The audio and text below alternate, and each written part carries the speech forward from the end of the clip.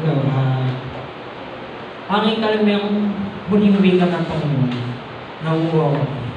Tayo po manay manalangin, Panginoon. Maraming salamat, Panginoon, sa mga bagay na yung binigay mo para sa amin, Panginoon. Lord, nakita namin ang inyong ginawa ay para sa sanlibutan ng Panginoon. Lord, yan po namin, Panginoon, na ang iyong mga huling pitong wika, Panginoon, na sa Cristobal Banyo ay maging mensahe para sa lahat, Panginoon, na may natatago kami sa akin, Panginoon, na dapat namin malaman sa bawat na magagamit namin, Panginoon.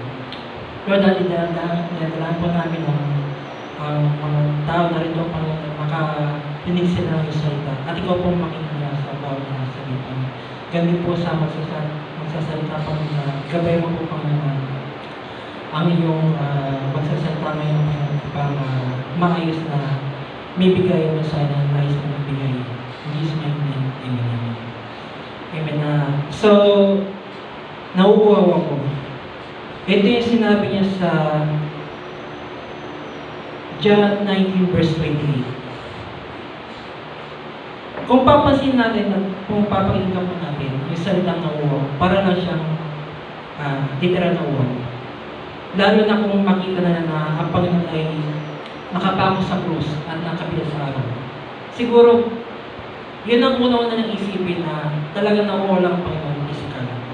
Dahil bali naman po yung reason eh.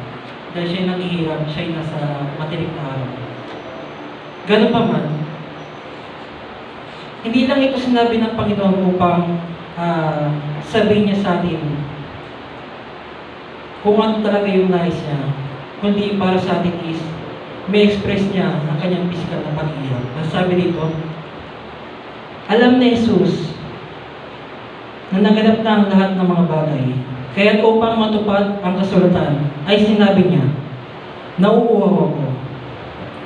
Kung bababa po natin yung basa sa 29, may isang mangkok doon na puno ng maasim na alak. Inulubog na narito ang isang esponga, ikinabit iyon sa isang tangkay ng isopo, at inilapit sa kanyang bibig. Nakita natin yung mga nakapaligid sa kanya, mga kawalang Romano. At kung ano ang hiningi ng Panginoon yun ang binigay sa kanila. Dahil sila hindi nakakakilala sa Panginoon, wala sila alam kung ano talagang gustong sabihin ng Panginoon. Pero para sa atin na tayo ay naniniwala sa Panginoon, alam natin yung salitang nauuhaw, meron siyang laman na mensahe. Hindi lang siya basta nauuhaw. Para sa atin, may laman yun na isang mensahe.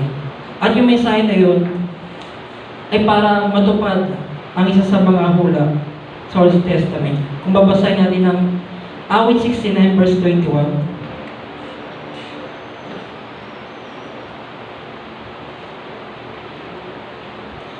Awit 69 verse 21. Sa halip ng pagkain na ako'y magutom, ang dulot sa aking mabagsik na lason, suka at tubig ang ipinainom. Amen. So, nakita natin yung plano ng Panginoon para kay Jesus ay dumaan sa proseso. Nakita natin yung mga hula ay nagkatotoo at yung plano ay nangyari sa takdang panahon na kung mangyayari yun is mapapatunayan yung pagkikiro niya ng Messiah ay kanya nakapanood. Amen po ba? So, ito yung natupad yung isa sa mga hula. Hindi niya ito pinilit na mangyari. Parang masabi niya, ako yung si isa mo. Hindi niya ito pinilit na mangyari. Ito ay talagang nakaplan sa Panginoon. At dumating na lang yung right timing ng Panginoon upang magamit ito. At ating malaman na sa atin din na hindi lang kay Jesus, sa atin po, meron din plano ng Diyos sa atin. Kilala natin yung mga sa process at kailangan din natin na pagkatiwalaan ng Diyos. Dahil yung simula sa pinagdaanan niya sa krus ng Kalbaryo, wala siyang ibang pinakinggan kundi ang Ama. Kaya mula sa simula hanggang sa matapos, kalooban ng Ama ang kanya sunod. Hindi ang kalooban niya. So sa atin meron din plano ng Panginoon sa atin at meron din siyang purpose na may natin sa bandang huling araw. At sa pagdating ng tamang panahon, may kita natin yung purpose ng Panginoon sa atin ay kapakinabang pala sa ating kaligtasan, kagaya ng ginawa ng Jesus. Amen po. So, kung babasahin nyo ng Paul ulit, ang sabi, alam na ni Jesus ang lahat ng bagay. Kung isipin natin na kung para sa atin yung ganung gusto sabihin sa atin yung Panginoon salita, ano po kaya yun? Dito na pumapasok yung gusto ko sabihin sa atin ni Lord, yung nauuwaw siya. Hindi lang siya physical, kundi spiritual na uwaw. Ang sabi, alam na ni Jesus, naganap na ang lahat ng bagay. Sa buhay po natin na maraming ginawa ang Diyos sa atin. Maraming pagpapala, maraming grasya binigay sa atin. Binigay niya lahat ng mga pangailan natin. Binigay niya lahat ng mga pangarap natin sa buhay. At yung dumating yung time na yun na nakita ng Diyos na naganap na mga plan niya para sa atin. Bigla tayo ng lamig. Unti-unti tayo nawala sa Panginoon. Nawala tayo sa presensya ng Panginoon, lumayo yung kalooban sa Panginoon. At yun nakita ng Panginoon. At dahil yun ay nasabi ng Panginoon, nauuwaw siya. Masakit sa part ng Panginoon na humayo siya sa maraming lugar. Nagbigay ng pag-asa ng pagaling, nagbuhay ng patay, at nagbago ng buhay. Pero yung time na dumating na siya ay naghihirap, iniwan siya lahat. Pinagtaksilan siya ni Judas at ikinaila siya ni Pedro, 3 pesos. Alam ng Lord yun. Kaya sa part ng Panginoon, masakit sa Kanya na ganun-ganun na lang natin na ibaliwala yung mga bagay na ginawa sa ating Panginoon. Ang Diyos hindi siya naman po siya nanunumbat o ano po yung ginawa niya sa atin. Ang kailangan na po ng Panginoon ay huwag tayong makakalimot. Kasi yung mga bagay na ginawa niya yun, kalooban ng Ama yun ay para sa atin na idinasa sa Kanya para sabihin sa mga tao upang ang tao ay magkaroon ng kaligtasan. Amen po ba? Kaya yung pagkauwa ng Panginoon, hindi lang po siya basta literal. Ito ay physical, ay spiritual na pag-uuwaw sa sanglibutan sa mga taong naniniwala sa Kanya at nagtitiwala at sumasampatay sa Kanya. Kaya sabi sa atin, yung yung last Sunday ko nga na Sunday school, about din sa uwaw. Pero iba naman po yun. Yun naman po sa Isaias, ang tao naman po ang nauuwaw sa Panginoon. Ang tao po ang naghahanap ng tubig ng buhay. At ang offer ng Panginoon ay magsiparito kayo. Ganon niya i-encourage ang tao. Maamo siyang mag-encourage para yung pagkatanggap ng salita hindi napipilitan.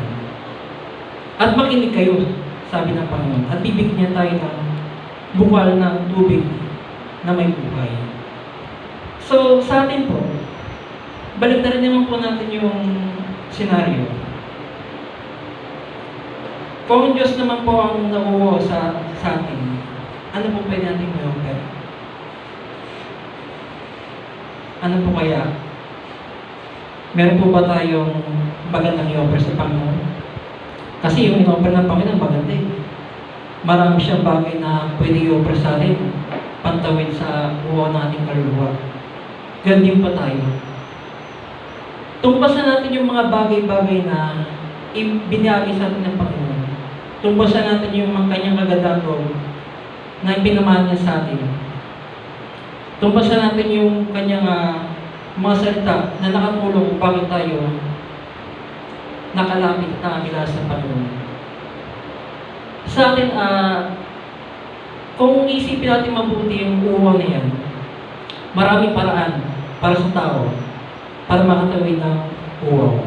Marami kang pwedeng inumin. Pero sa Panginoon, iba po ang inihingi niya. Hindi po basta tubig. Hindi po basta kung ano-ano lang. Ang hinihingi niya ay pagsamba natin. At yung misa nating pagiging mainit sa Panginoon. Kung babalikan po natin yung mga una nating panahon na tayo ay nag-umpisa para makakita sa Panginoon, nandun pa yung excitement nandun pa yung masaya tayo sa gawain, nakakatin tayo ng mga service, maaga tayo laging marating. Mga ganong panahon, yun yung mga gustong ibalik sa atin ng Panginoon. Yung ganong init ng pagmamahal sa Panginoon, gusto niyang maramdaman muli. Hindi man niya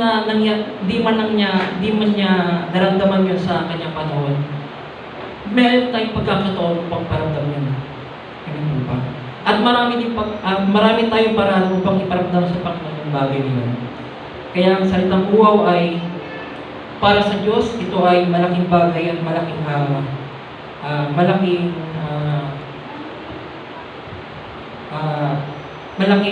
ibig sabihin sa atin na gusto ng Panginoon na mangyari sa atin. Kaya sabi, may purpose sa lahat ng bagay at yung purpose niyan ay pinagdaanan ng Panginoon. At walang ibang pinakinggan ng Panginoon yan, mga. Kaya sa atin tularan natin ng Panginoon, physical na uwa po yung natin na makakawal sa Kanya. Kasi nasaan yung tao po siya. Kung anong nararamdaman ng tao, nararamdaman din po niya. Kasi bukod siya ay Diyos, inubad niya ang kanyang pagka-Diyos para makisama sa isang tao, para magkaroon naman. Kaya sinabi niya na siya ay nauuhaw, ito ay pagpapakita na siya ay isang humano, pero siya ay Diyos, ang nagkatawa ang tao. Amen po ba? So, yun po, sa atin, ibigay po natin ang nararapat sa Panginoon. Ibigay po natin yung mga bagay na dati po natin ginagawa. At ang Diyos ay palagi naman po siya nagpapatawad at naghihintay lamang ng panahon na tayo ay muling magbalik sa Kanya. So sa atin, maraming salamat sa mga nag-stay dito, patuloy na nananatili sa Panginoon at nakita po ng Panginoon yan. At alam po natin na ang pagkauwan ng Panginoon ay natutubasan natin. Amen po ba? So maraming salamat po. Din naman po sa midday. Amen.